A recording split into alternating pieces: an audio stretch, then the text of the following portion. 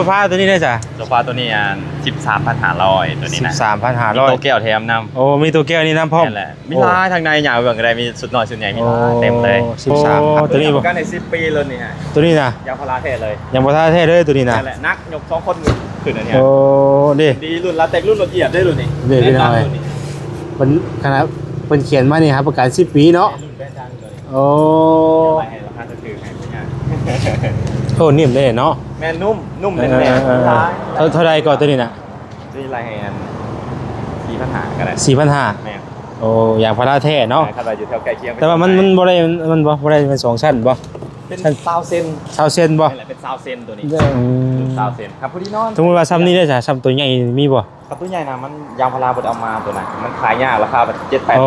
มันจะแพงบ่แม่นแหละมันขายยากเด้บ่เลย โอ้ส่วนลายก็มีแต่เอาราคาประมาณกลางตัวนี้เป็น20เซนในตัวนี้มันพอดีนอนแหละโอ้ขายดีตัวนี้นะ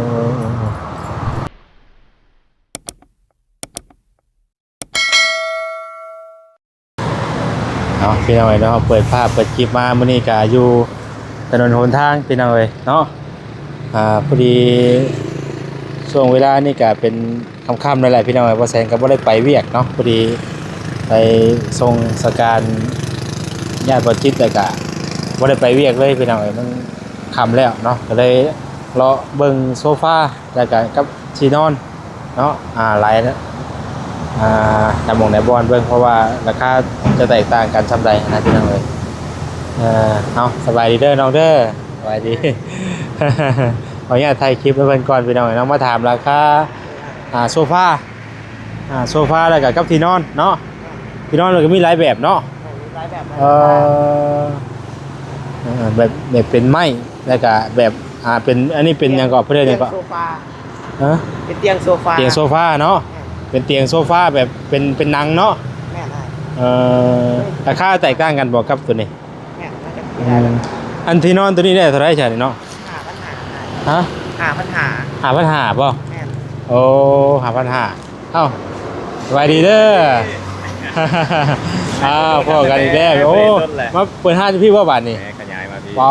ปักใหญ่กูเก่าบ่ได้บาทนี่ได้ตัวใดเอาส่วนแม่มาถามเบิ่งเราคุมราคาซะก่อนที่นอนแล้วก็กับโซฟามาถามเบิ่งก่อนราคาเริ่มต้นอะไรจอราคาพันปลายก็ได้1,800สมมุติว่าอันนี้เป็นนันว่านั่นบ่ตัวนี้เป็นพาราบ่เป็นสุญญากาศเป็นสุญญากาศบ่ในยางพาราผสมยางสุญญากาศแต่ยางพาราแท้คือตัวนี้โอ้ตัวนี้บ่กันใน10ปีเลยนี่ฮะตัวนี้นะยางพาราแท้เลยยังบ่ท่าเท่เลยตัวนี้นะนั่นแหละนักยก2คนขึ้นอันเนี้ยโอ้ดีรุ่นลาเต็กรุ่นละเอียดได้รุ่นนี้เดี๋ยวหน่อยมันขนาดเพิ่นเขียนมานี่ครับประกัน10ปีเนาะรุ่นแบรนด์ดังเลยโอ้ราคาถูกๆให้พี่เนี่ยโอ้นิ่มเลยเนาะแม่นุ่มแน่นเท่าใดก่อนตัวนี้น่ะนี่ลายแฮน4,500ก็ได้4,500แม่โอ้ยางพาราแท้เนาะคันว่าอยู่แถวใกล้เคียงแต่ว่ามันบ่ได้เป็น2ชั้นบ่เป็น20เซน20เซนบ่นี่แหละเป็น20เซนตัวนี้20เซนครับพอดีนอนสมมุติว่าซ้ำนี้ได้จ้ะซ้ำตัวใหญ่มีบ่ครับตัวใหญ่นะมันยางพาราบดเอามาตัวน่ะมันขายยากราคาแบบ7-8,000โอ้มันจะแพงบ่แม่นแหละมันขายยากเด้บ่เลยโอ้ส่วนลายก็มีแต่เอาราคาประมาณกลางตัวนี้เป็น20เซนในตัวนี้มันพอดีนอนแหละโอ้ขายดีตัวนี้นะแต่ว่าตอนนั้นมันเป็นนั่นกับตัวนั้นเป็นรุ่นธรรมดาตัวนั้นธรรมดาเนาะ30เซนโอ้30เซนตัวนี้แม่นแหละดื้อกันไปเนาะ2,000ตอนนั้นเท่าไหร่ก็2,500เนาะเป็นรุ่นธรรมดาโอ้คือรุ่นนั้นก็ใหญ่ๆเป็นอะไร1,800 บาทขออนุญาตก่อนเด้อโดยให้เพิ่นแนะนำราคาซะก่อนเนาะอันโซฟาตัวนี้ได้จ้ะโซฟาตัวนี้13,500ตัวนี้นะ13,500ตัวแก้วแถมนำโอ้มีตัวแก้วนี่น้ำพร้อมนั่นแหละมีลายทางในหยาเบิ่งก็ได้มีสุดน้อยสุดใหญ่มีลายเต็มเลย13,000แม่สมมุติว่าเฮาคณะเทศกะรุ่นให้บ่ยากต่อรองกันกีบได้จ้ะเงินกีบกะตีเซเลน5เลยเล่น5ก็ถือประมาณนั้นลองไล่เบิ่งสมมุติว่าราคาเดี๋ยวต้องจับเพราะอยากฮู้ราคาประมาณนั้น9 ล้านปลายบ่9 ล้านปลายบ่อีกตามเรท5เนาะอะไรลองไล่690ลงไปก็ได้90เนาะโดยโอเคครับได้ขายดีแต่ได้ขายคู่มือเลยมันแม่นเบิดเลยแม่นแหละเป็นส่วนใหญ่ไปเลยนี่เลยมีตัวแก้วให้เลยตัวใหญ่เนาะมีตัวแก้วอีกเนาะแม่นแหละ ถือว่างามอยู่ได้พี่น้องสี มีลายมีลายสี มีหมอนอีกเนาะ มีหมอนโอ้หมอนอะไรลาย มันมีเป็นผ่ากำมะหยี่เป็นนางเป็นฝ่ายหรือว่าอีกตามลูกค้ามาอีกได้ เจอกับ13บ่13 500บ่ โดยอีกตามคูณกำนัน แต่500 รวมกันหัวอย่างราคาลดกันได้ 6 90 9ล้านปลาย นี่ 9ล้านปลายพี่น้อง แต่ว่าลด เนาะ กันได้ลมกันได้หัวอย่าง แต่ว่ามีหลายสีเนาะ มีลาย พาเราเบิ่งยุบเนาะ ได้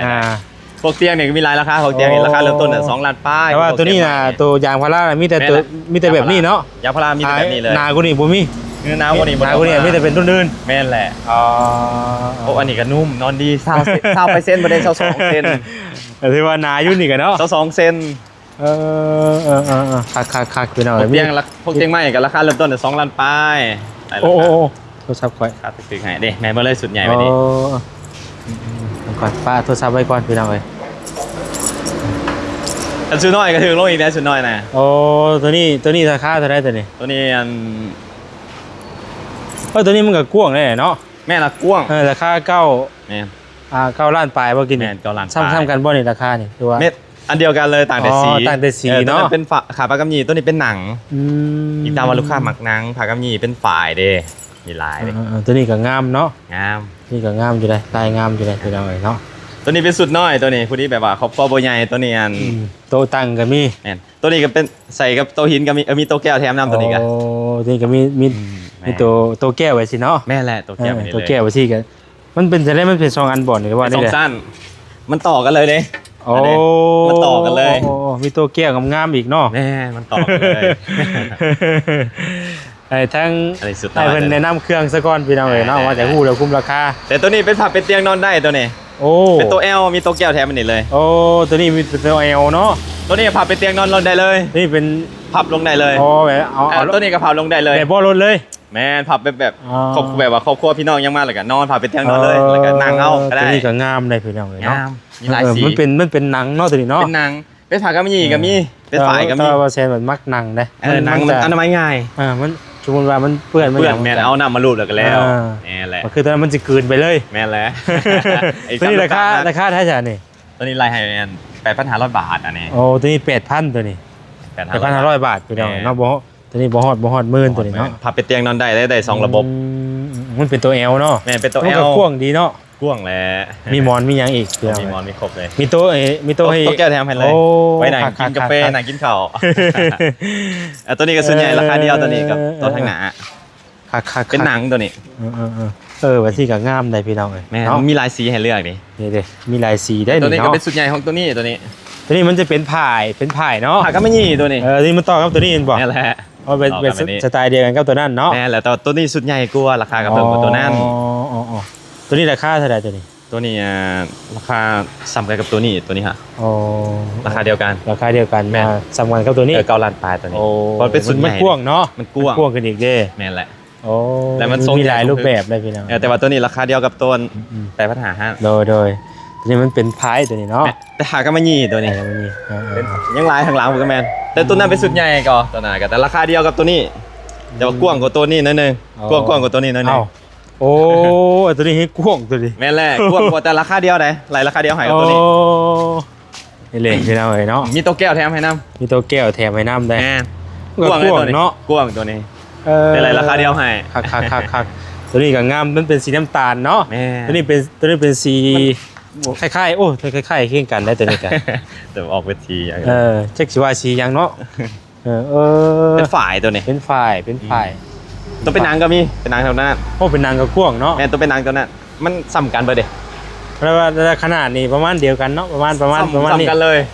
เฉพาะทรงนี้กับทรงนั้น ทรงนั้นว่าอีกแบบนึงเนาะ แม่นแหละแต่ว่าราคาเดียวแต่ว่าจอเขาน้อยนึง อ๋อ ว่าสั้นแหละมีลูกเล่นกันต่างกัน โดย คือตัวนี้มันบ่มีสั้นห้องขึ้นบาง เพราะแล้วก็แต่ละอันจะมีหมอนเนาะ มีหมอนแถมให้เลย แถมให้เลยแล้วก็ แถมมาอีก ตัวแก้วอีกพี่น้องเอ้ย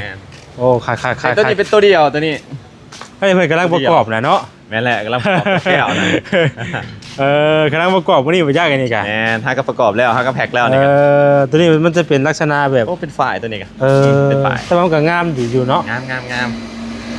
ฝ่ายก็งามนั่งก็งามพี่น้องเนาะอีตามเข้ามา เบิด โอ้แต่ว่ามันกว้างเลย กว้าง น้ำพาว่านั่งได้หลายคนนี่ดิ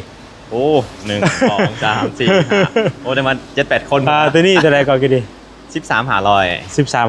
9,000 ก็ล้านปลายก็ล้านปลายก็ล้าน300,000ปลายเนาะ นั่นแหละ โอ้เขาล้านปลายตัวนี้พี่น้องแต่ว่ามันก็ได้คุ้มกว้างเนาะ แม่นกวางมีสุดน้อย งามๆ สุดเดียวก็มีหลาย คักพี่น้องไอ้ พวกที่นอนตัวนั้นราคา1,800 บาท เป็นยางพาราผสมแบบใย PE โดยประมาณนี้พี่น้องเอ้ยนอกจากมาถามเบิ่งเราคุ้มราคา ถามได้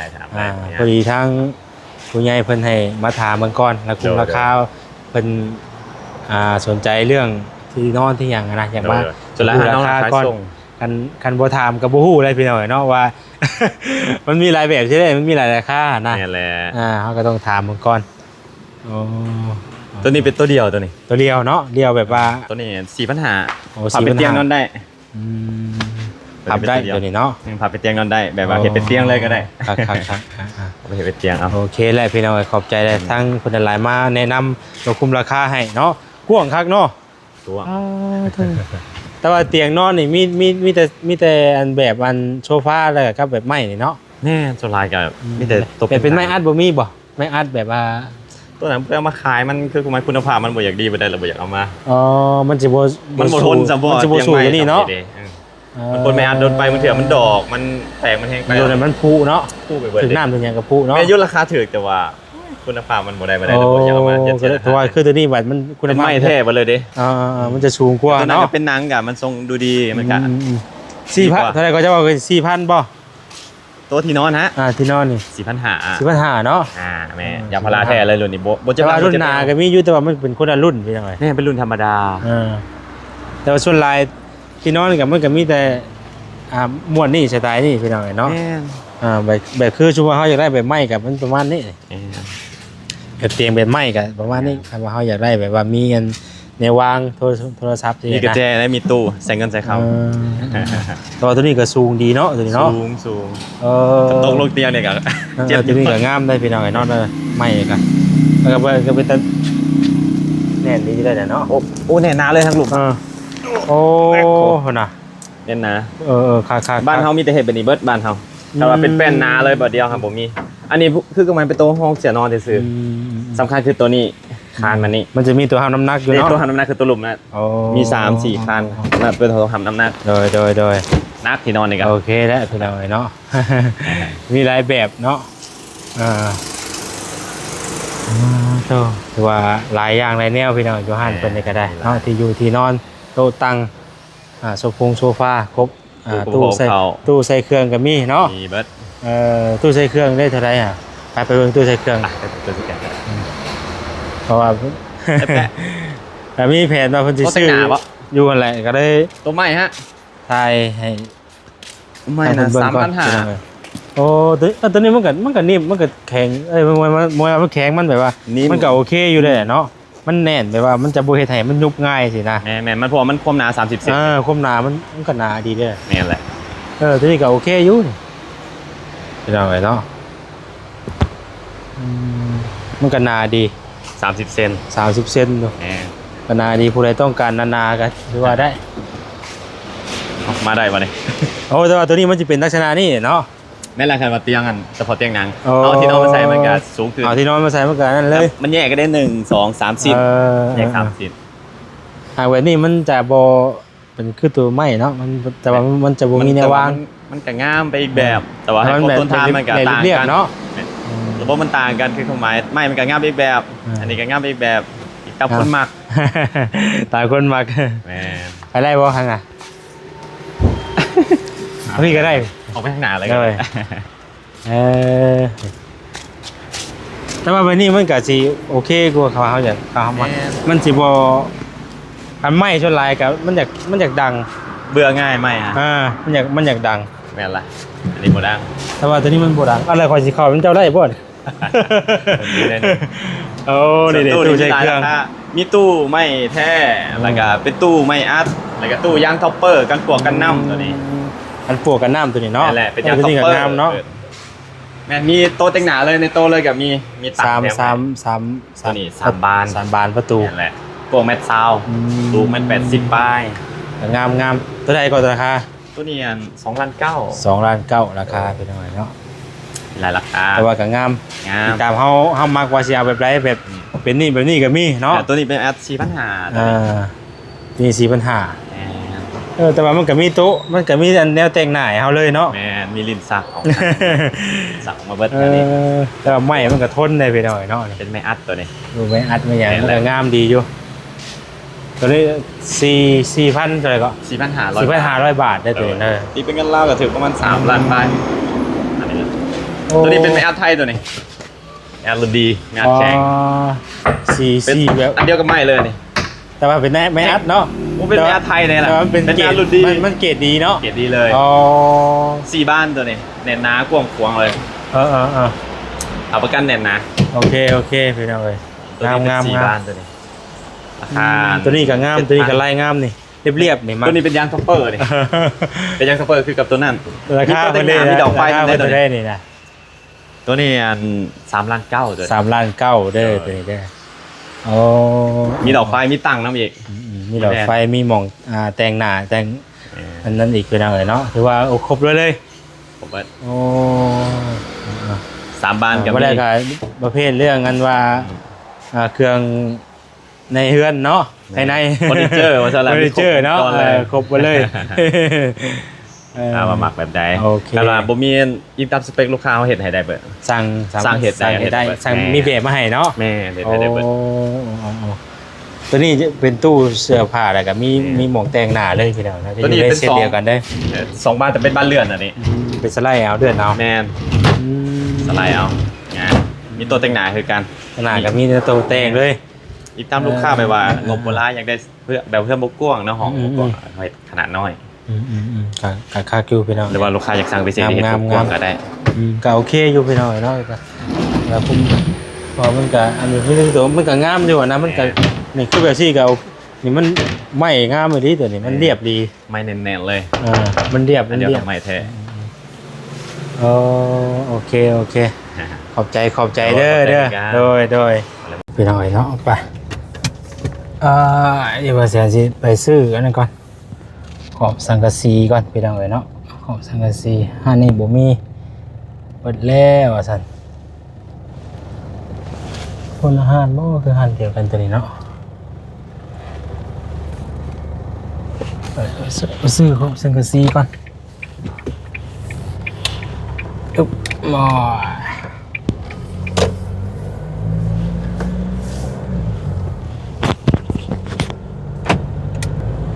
อันนี้บ่มีพี่น้องเนาะไปเบิ่งห้านใหม่ก่อนไปซะจังใดก็ประมาณนั้นแหละพี่น้องบ่แซงก็บ่มีหยังหลายมื้อนี้ก็ทายถาม คุมราคาที่อยู่ที่นอนเนาะอยู่หมู่นอนให้พี่น้องเบิ่งที่นอนมันก็มีหลายแบบให้เฮาเลือกพี่น้องเนาะแต่ว่าเราต่างกันแบบเป็นอันนั้นก็มีเนาะเป็นไม้ก็มีเป็นแบบเตียงนอนโซฟาก็มีพี่น้องเนาะแต่ว่าเตียงไม้น่ะคาดว่าบางอันมันก็ดังพี่น้องบางอันมันก็บ่ดังเนาะมันขึ้นอยู่กับตัวเนื้อปูมันนะแต่ว่าส่วนหลายเครื่องโซฟาน่ะที่นอนมันจะบ่ดังพี่น้องมันจะบ่ดังเนาะประมาณนั้นแหละพี่น้องมีแต่ว่านั่นเด้อพี่น้องเด้อเนาะเบิ่งกันไปพี่น้องนี่ที่เฮาถามพี่นี่ที่ว่าโซฟาเพิ่นก็งามได้พี่น้องเนาะงามอยู่มีหลายแบบมีแบบหนังมีแบบผ้ากำมะหยี่ก็มีล่ะวะเนาะอีกตามเฮาจะเอาโอเคแหละพี่น้องเนาะอยู่ดีมีแห้งบ่สุกุสุคนพี่น้องเนาะทางเฮาก็ถ่ายให้พี่น้องเบิ่งเนาะจังใดสนใจตัวใดก็ถ้าว่าท่านใดอยากซื้อนะพี่น้องเนาะเห็นคลิปว่าแซ่แล้วก็มาซื้อได้ห้านเพิ่นอยู่เซโนนี่แหละเนาะอยู่เซโนสวรรณเขตนี่แหละพี่น้องเนาะไปพี่น้องดำลาไปก่อนอยู่ดีมีแห้งเบิดทุกท่านทุกคนเด้อสบายดี